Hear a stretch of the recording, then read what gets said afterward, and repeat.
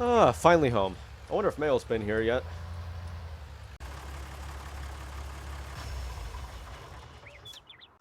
Let's see. Looks like mail has been in here. Alright, let's see. Oh, what? Ooh, what's this? Department of Agriculture. Wait, what? Dear Mateo Salvador, due to undisclosed reasons, we are seizing your farm. You are to be moved out by Monday.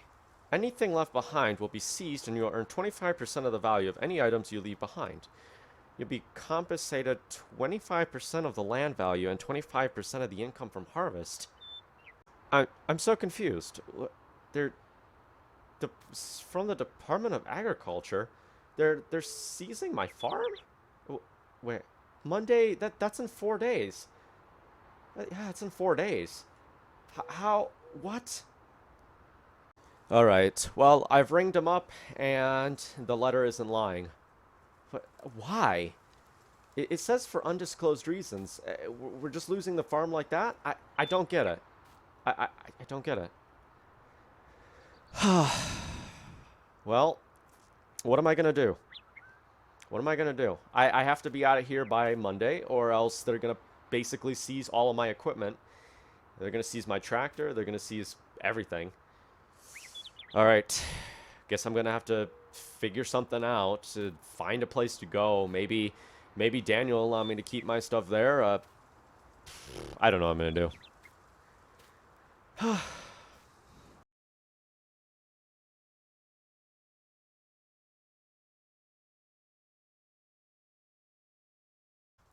Hello everyone, my name is Mateo Salvador. Welcome back to another episode of Farming Simulator, and welcome to Dalton Farms. Last time we spoke, the farm got taken away. Our farm was seized from us in the most weirdest manner ever, and they still haven't told me why my farm got seized. All of my equipment went with it, all of the land went with it, the crops went with it, pretty much everything disappeared. But we now own this farm, and I used that with the money they gave us. So they gave us 25% for the land, they gave us 25% for the equipment, and they gave us 30% of the income from the crops, which came out to a total of about 280,000 bucks. And basically, I used that to buy this farm here. And go across the pond. Yeah, that's right. I said it. We went across the pond. That's right. We are in the United Kingdom, and I tried to look for a new farm in the United States, and unfortunately, I just couldn't find one. And then I was looking around, and I saw this farm really, really cheap on the market here, and I was like, you know what? I'm gonna go across the pond, see if there's something better here. And we came across this farm. So yeah, we're in the United Kingdom. And nice thing about this farm, it's a lot smaller than the one we had back in Ohio, but it has some pasture land. And I decided to put some money into getting some sheep. So I got a bunch of Dorset, and we also have a bunch of Suffolk here. And I had to buy some bales for them because obviously it's springtime. We have no hay, so I kind of had no choice. I had to buy some hay for them. So they're eating the hay, and hopefully during the summer we can make our own hay and get an efficient thing going here. The only thing I was able to save from our old farm was my Deutz tractor. I took that with me. I felt that the hardest thing to find would probably be a new tractor. You do not want to know how I transported this thing across the ocean. You really don't want to know. It was a pain in the behind to get this all the way from Ohio to where we are in the United Kingdom. So we're just going to leave it at that. It was difficult. We're moving on.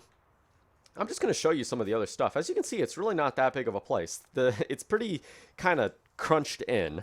But overall, it's pretty nice. There's definitely more shed space than the previous farm. But I guess I'm just going to go through some of the equipment we have. We have this here, which is basically like a 3-point pallet fork. And you can raise the pallet fork up and down, and you can take off the pallet if you wanted to. This thing had a few different options. You could either have it as a pallet fork, as a bale fork, or you could have it to where you could change it. And I felt that it would be more beneficial to us to be able to take off the pallet fork and replace it with something else. I think you could even put like a bucket on this if you wanted to, than to just say, okay, this is a bale spike and that's all it is.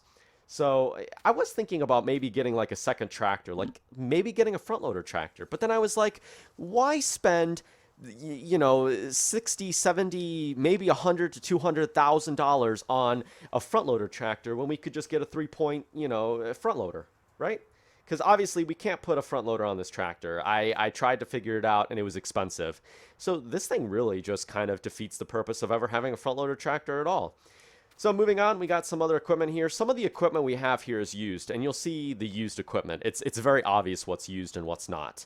But I bought a windrower, and I bought a baler. This baler and the windrower are new. The windrower is obviously a lot older. It was pretty cheap. I think it was like 2,000 pounds, so it was barely anything.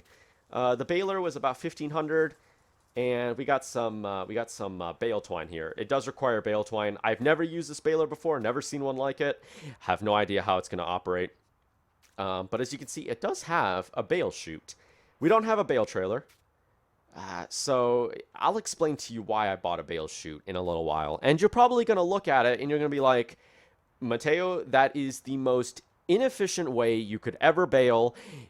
No wonder the Department of Agriculture seized your farm. Yeah, that's probably what you're gonna say. But you know what?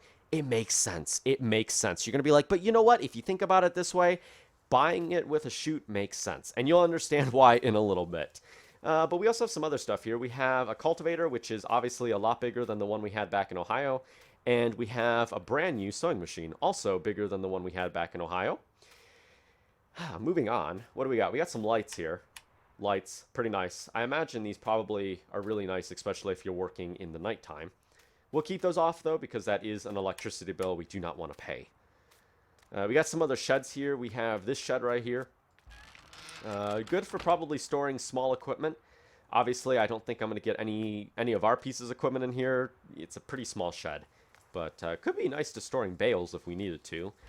Moving on, we have this. Now, this is probably the most expensive purchase I think I purchased. It's used, and looking at it, you'd be like, that thing's used? But yes, you can see it's a used piece of machinery. Obviously, the paint's starting to chip off, and the hopper is in pretty bad condition. Yeah, you can see inside the hopper, it obviously needs a touch-up of paint, and it's rusting away, and probably needs some maintenance. But if you add everything together, the combine was 60,000 pounds, 60, 70,000 pounds. I want to say if I bought it new, it would have been like 150,000. So buying used was definitely the way to go. But what we also have with it is the header. It's a grain header. And as you can see, the grain header is in terrible, absolutely terrible condition. The paint is almost completely chipped off of it, and it's not good. Even the header trailer is used. It came as just one set. So the header trailer came with the grain header, and as you can see, the header trailer is also being worn down. But the header trailer really doesn't matter, does it? I mean, it'll wear down, and it kind of doesn't really matter.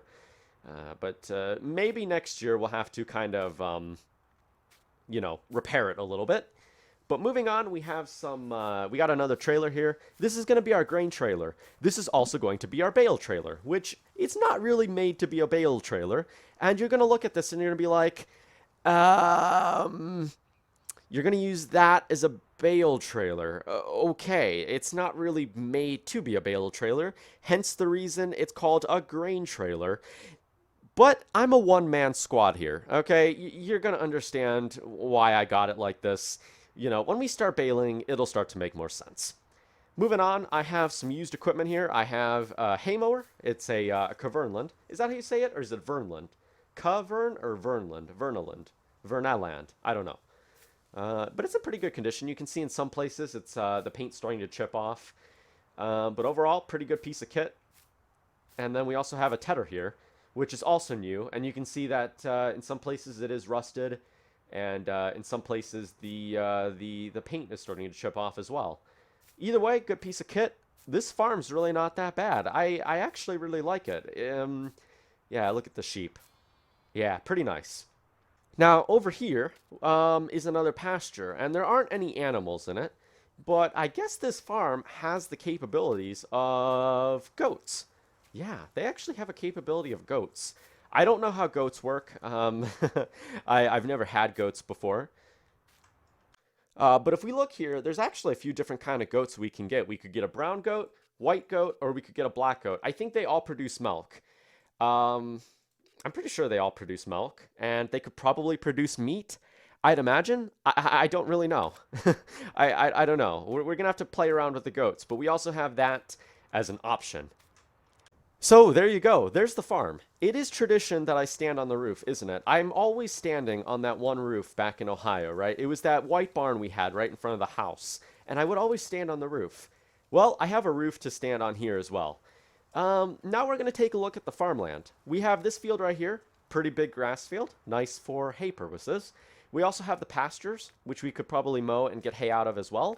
We have that little grass bit right there, which I imagine we could probably get a couple bales out of. And we have some other arable fields around as well. And we'll get into where those are. Those are actually those fields right there. You can see them. So we got this field right here, arable. And we have this field right here. Nice thing is they're connected. So we could literally get our pieces of equipment, drive right through here, boom. And then boom, here's our second field. And then we have this field right here, which has a crop in it of potatoes, except they're all withered away. So whoever was here must have left. Maybe their farm got seized. Maybe their farm got seized too. I don't know. Either way, there's a dead crop here, which we have to plow in. And then our last field is this one. Small field, pretty nice though. It looks like there was corn here before. Pretty nice. And then over here we have, what else do we have here? We have a manure cell point. We have the BGA. We got some other things here. Looks like we have a grain mill, maybe? Currently taking wheat, barley, OSR, I don't know what that means, corn, oats, beans, nut milk, spelt, rye, triticale, sunflowers, potatoes, and beets. Cool. Cool. And then we have a BGA. Yeah, we got the BGA here. Yeah, biogas gas plant. Site safety COVID-19. All visitors, drivers must report to the site office. No access front of the size. Interesting. Interesting. Nice. Never used a BGA before. And then we own two more fields. We own this field right here, and we own this field just over here. This one right here. Oh, ow. Oh. Yeah. Oh, ouch. Those things are kind of pointy. We have this area here. This is just like a little kind of I don't know if park area is what you would call it. Let's read the sign, actually. I don't even know if this is for sale, but I think what we could do is we could buy this, and then we could potentially, like, plow it all in. Unique parcel of land located on the fringes of Dalton Valley. Center being conveniently positioned both for development and agricultural properties. Dalton Valley offers a range of facilities and services including a local pub, fuel station, agri-sales, animal sales, stores to sell your produce, close to Dalton Sands and Destin Estuary and the UK Coastal Path. The asking price is $125. Interact with this sign to make it disappear. Interesting. So this area is like a public works, I guess. But we could also use it to make a field, maybe? I don't know if that's what they're intending, but if we ever wanted to expand, we could probably do that. But that's going to do it for this episode. Just a brief introduction of this farm, I guess. I'll see you in the next episode. Please rate, comment, and subscribe. See you later. Peace!